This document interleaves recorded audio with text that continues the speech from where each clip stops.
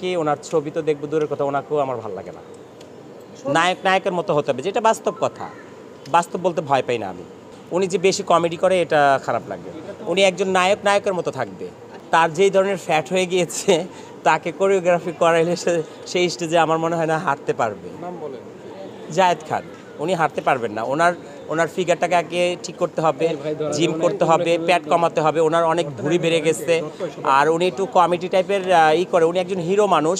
উনি এমন করে বাংলাদেশের বড় বড় সুপারস্টার নায়িকা নাই যে তাদের সাথে ফিল্ম করে নাই, কিন্তু সে সেইভাবে থাকা উচিত ছিল। এরকম ইউটিউবে এসে বিভিন্ন ধরনের ভিডিও বানানো, ভিডিও আপলোড করা, এগুলো আমার একদম অপছন্দ। আমিই করতে চাই না এসব জিনিস। তাহলে বাংলাদেশের ইন্ডাস্ট্রি কীভাবে চলবে, তাই না? তাই সাকিব খান এই যে রাজের কাজল রেখা ছবিটা খুবই ভালো লাগলো। আর আছে তুফান ছবিটাও খুবই ভালো লেগেছে, কিন্তু না, এই যে কি ছবিটা জানি সাকিব খানের একটা ছবি, ওটা রাজকুমার। আর রাজকুমার থেকে বেশি ভালো লাগছে আমার কাজল রেখা, যেটা সত্যি কথা। জায়েদ খানের মুভি দেখা হচ্ছে কিনা শোনাচ্ছ? অ্যাকচুয়ালি কি ওনার ছবি তো দেখবো দূরের কথা, ওনাকেও আমার ভালো লাগে না। নায়কের মতো হতে হবে, যেটা বাস্তব কথা। বাস্তব বলতে ভয় পাই না আমি।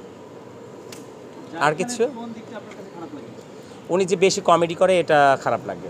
উনি একজন নায়কের মতো থাকবে। আচ্ছা, আপনি যে একজন কোরিওগ্রাফার, সেই জায়গা থেকে জায়েদ খানকে আপনি আসলে কত মার্ক দিবেন, যে আসলে তাকে দিয়ে অন্যান্য বিরুদ্ধে সঙ্গে আপনি তুলনা করা যায় কিনা না? তার যেই ধরনের ফ্যাট হয়ে গিয়েছে তাকে কোরিওগ্রাফি করাইলে সেই স্টেজে আমার মনে হয় না হাঁটতে পারবে। নাম বলেন। জায়েদ খান, উনি হাঁটতে পারবেন না। ওনার ফিগারটাকে আগে ঠিক করতে হবে, জিম করতে হবে, প্যাট কমাতে হবে। ওনার অনেক ভুঁড়ি বেড়ে গেছে, আর উনি একটু কমেডি টাইপের করে। উনি একজন হিরো মানুষ।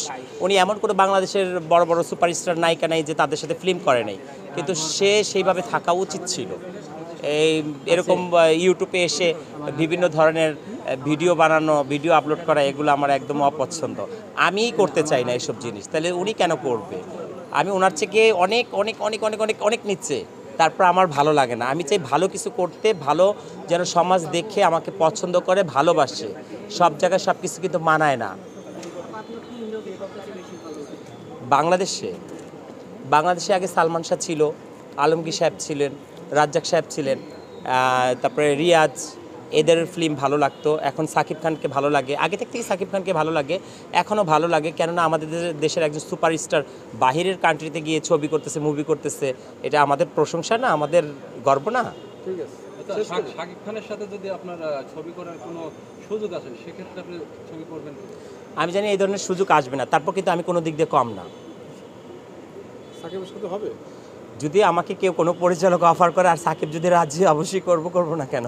আপু, লাস্ট একটা কোশ্চেন করব, সেটা হলো আপনাদের যারা যে থার্ড জেন্ডার বা হিজড়া বলেন, আপনার যদি কখনো সুযোগ আসে এদের পাশে থেকে এদেরকে নিয়ে কাজ করার, তাহলে এদের সাথে কিভাবে দেখবেন? এদের পাশে আছি, এদেরকে নিয়ে কাজ করতেছি, আর আগামীতে কাজ করব।